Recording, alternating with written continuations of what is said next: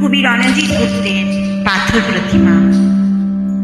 নদী পেরিয়ে পাহাড় পেরিয়ে আমি তোমার কাছে যেতে পারি, কিন্তু তোমাকে পেরিয়ে আমি কোথায় যাব, কোথায় দাঁড়াবো মানুষ?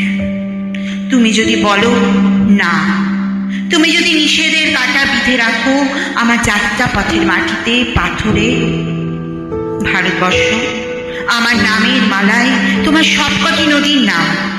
ভারতবর্ষ আমার নামের মালায় তোমার সবকটি নদী, অরণ্য, পাহাড় আর অববাহিকার নাম। নদীগুলি, পাহাড়গুলি, অরণ্যগুলি আমি কখনো দেখিনি, তবু জানি এই আমার নদী, আমার পাহাড়।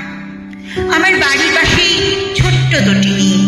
সে আমাকে বলে সে নাকি অনেক দূর থেকে অনেক অনেক দূরে যাবে। আমি বলি, নদী তুমি যত দূরে যেখানেই যাও সে তো আমারই দেশ, আমারই স্বদেশ। স্বদেশ কেমন স্বদেশ? হাজার সুরের পাখি নিয়ে পাখির সমাজ, হাজার রঙের ফুল নিয়ে ফুলেদের দেশ। মেঘে মেঘে 7টি রঙের টানে যেমন ইন্দ্রধনু ফোটে, নানান ভাষার, নানান বাতি, নানান রূপের মানুষকে একসাথে বেঁধে আমাদের এ মহাজীবন। তবু শৈশবের ভূগোল ছেড়ে জীবনের মানচিত্রে পা রাখতে গিয়ে দেখি সবকিছু ভুল হয়ে গেছে। তোমার বিখ্যাত জনপদে, শহরে, নগরে যেখানেই রাখি পা, কিয়াটমির সিংহমূর্তি সহসা প্রবেশ পথে পথ রোধ করে। আমাকে প্রশ্ন করে, কে তুমি, কোনখানে দেশ? আমি ভারতবর্ষ। আমি গঙ্গা ভাগীরথী নরম পলির বাংলাদেশ এবং ভারতবর্ষ। আমি 2টি পাতা, 1টি কুড়ির আসাম এবং ভারতবর্ষ। আমি সারমহুমা সাঁওতাল এবং ভারতবর্ষ।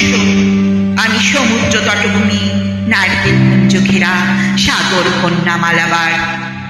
আমি ভারতবর্ষ। বলতেই হো হো করে হেসে ওঠে সে, আমাকে স্পর্শ করে দেয়। আমি পাথর হয়েছি, ভারতবর্ষ তুমিও পাথর। আমি পাথর হয়েছি, ভারতবর্ষ তুমিও পাথর। আমি পাথর হয়েছি, ভারতবর্ষ তুমিও পাথর। তুমিও পাথর, ভারতবর্ষ।